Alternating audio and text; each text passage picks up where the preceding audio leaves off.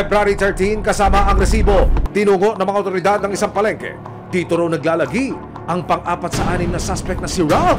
So tayo ay nakapwesto ilang metro ang layo mula doon sa target area. Nagpasya si Major Kahipe na dito tayo pumarada kasama yung arresting team.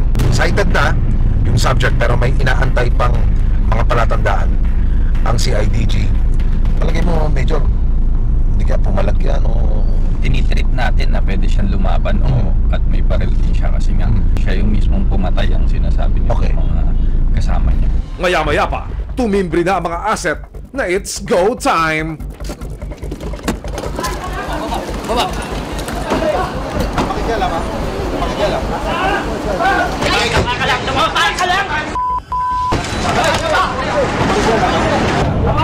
Daba!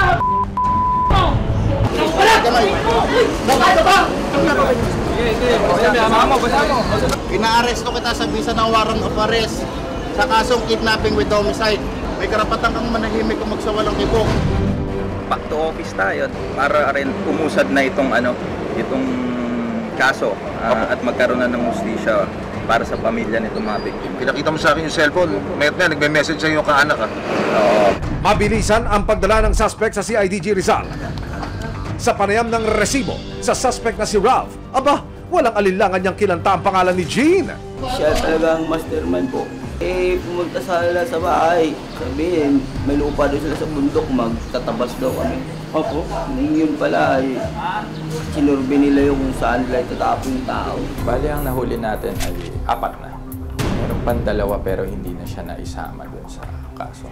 Kinasuhan ng kidnapping with homicide ang mga suspect at kasalukuyan silang nasa kustudiya ng CIDG Rizal PFU.